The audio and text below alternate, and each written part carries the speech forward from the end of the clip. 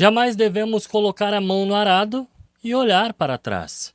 Temos que eliminar a saudade das cebolas do Egito, irmãos. Senão, qual a mensagem que passamos como igreja?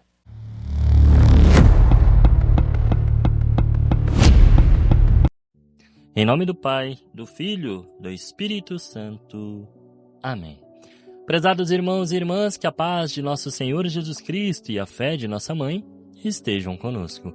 A palavra de Deus que a Santa Igreja nos oferece nesta quinta-feira, extraída de 1 Macabeus, no capítulo 2, versículos de 15 a 29, e do Evangelho de Lucas, no capítulo 19, 41 a 44, coloca diante de nós um contraste pungente.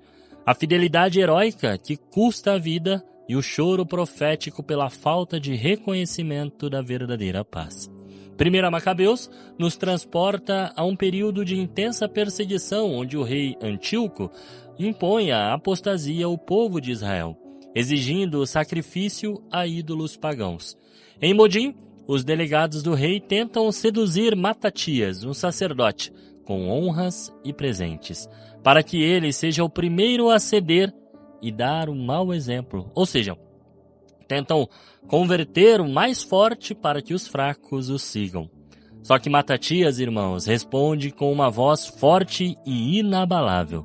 Ainda que todas as nações, incorporadas no império do rei, passem a obedecer-lhe, abandonando a religião de seus antepassados e submetendo-se aos decretos reais, eu, meus filhos e meus irmãos, continuaremos seguindo a aliança de nossos pais. Deus nos guarde de abandonarmos sua lei e seus mandamentos. Não atenderemos às ordens do rei e não nos desviaremos de nossa religião, nem para a direita e nem para a esquerda. O texto é do Antigo Testamento, mas é tão atual.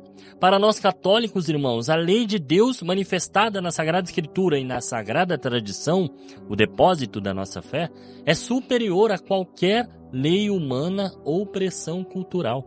Matatias nos ensina, assim como vimos em toda a semana no livro de Macabeus, que não podemos relativizar a fé ou os mandamentos de Deus em troca de privilégios, conforto, aceitação social ou, pior, riquezas.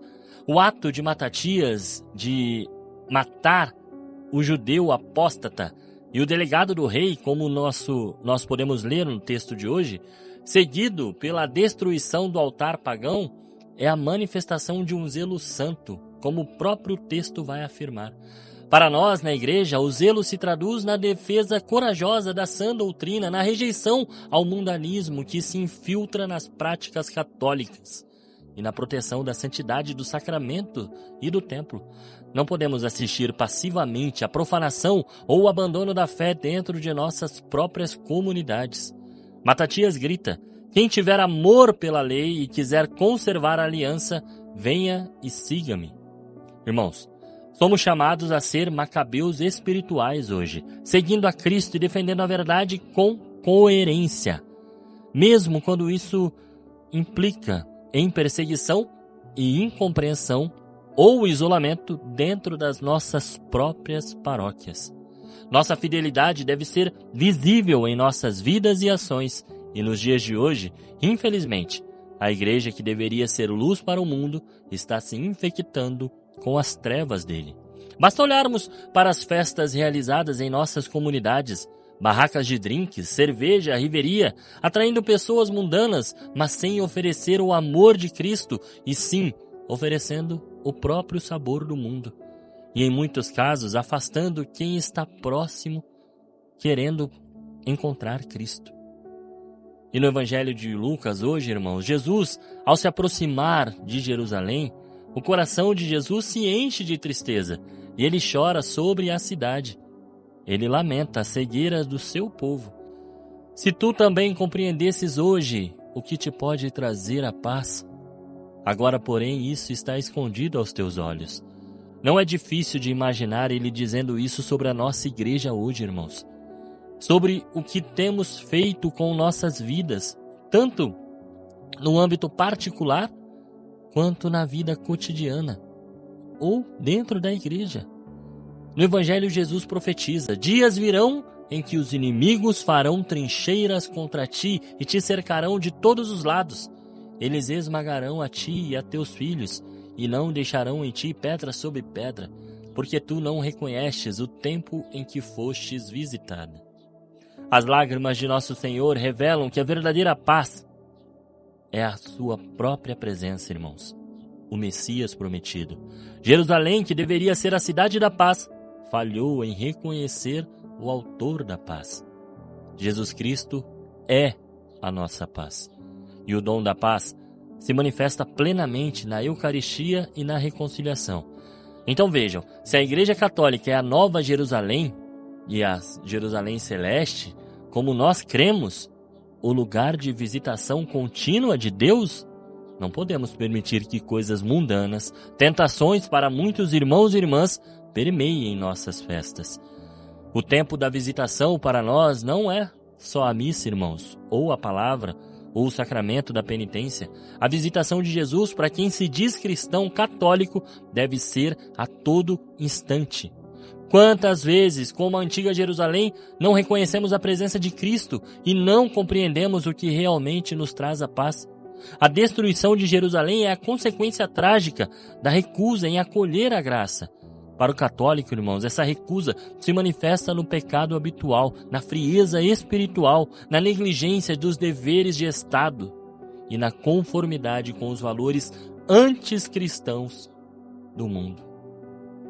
O choro de Jesus é um alerta para que não endureçamos o nosso coração e não percamos a chance de conversão que nos é dada a cada dia e principalmente a chance de apresentar o verdadeiro Cristo para o mundo.